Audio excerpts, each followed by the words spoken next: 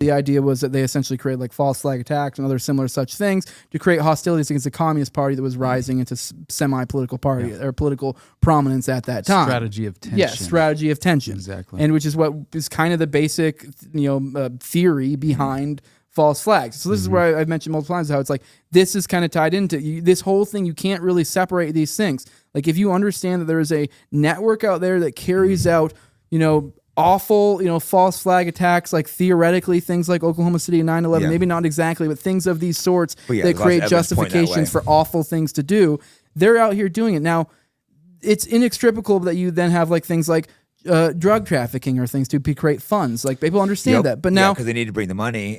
Gary Webb shot himself twice in the head right when he was exposing them. Yeah. But what's more valuable than illegal drugs? What could be even more valuable and also maybe have dual purposes? Human compromise and child trafficking. Because they completely. I mean, if they have you having sex or killing a kid, they completely own you. Guess who's with the narrative now? You'll be like you'll be treating like Lindsey Graham. Brother, it's the enterprise. This is where the intersection. We find ourselves at the crossroads where we witness the intersection between the occult, right, the well-established intelligence apparatus, and honestly the occult underground, but also the combination of essentially what becomes the very well-established pedophile underground as well, right? And they seemingly, as you had mentioned, by the way, could potentially be using, these various occult ideologies that, combine Satanism and satanic ritual abuse, right, as some sort of cover. Well, right? yeah, because I was researching with Grok last night, and I was asking its theories, and it says it's very possible. I'm not saying this is correct. It's very possible it's using the Satanism because it sounds so ridiculous. Yeah. People will see it, you hide and they'll be absurdity. like, "Oh, it's not happening," or they could really believe in this stuff too, though, because it's like maybe they do believe in these demonic gods. Which I do think. But I never really thought the theory they could just be throwing that in there to be like, "Oh, Satanism, that's like crazy." And as we said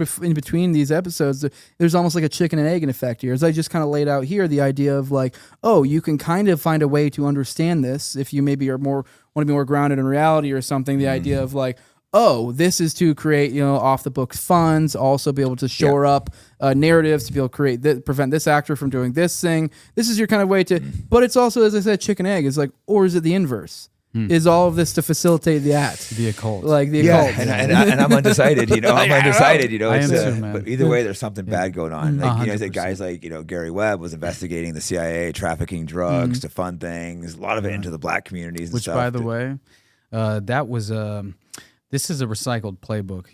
This tactic of kind of funding black bag operations, covert clandestine operations through this drug nexus or child trafficking nexus, which, again, it's the enterprise is what's being represented. Yeah.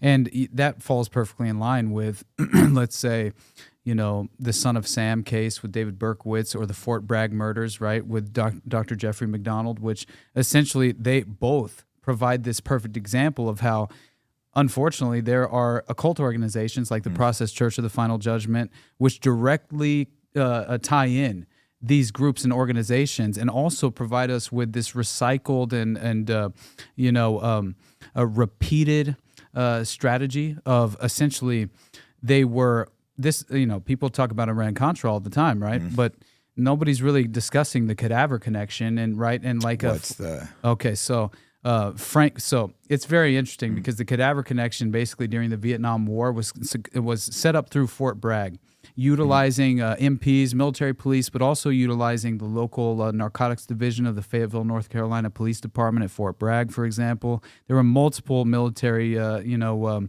was far more than just Fort Bragg, obviously. And it was all up and down the East and West Coast even. And it was being very well distributed throughout the domestic United States. And so they were exploiting the Golden Triangle from Vietnam and also from I think opium it was trafficking. Yes, part of the Afghans. Now I look at the Afghan war and I bet part of it was recycled strategy. Yeah, I don't have proof of that, but I look at that being like, I bet that's part of the war. Why else do we have U.S. troops standing there guarding poppy fields? Yeah, I can't think of any other reason. Yeah, and then the production of heroin or opiates, and then the Sackler family all of a sudden has OxyContin, and now we have 100,000 ODs a year. Exactly. Now we have this huge, I'm sure we've all lost friends to, brother.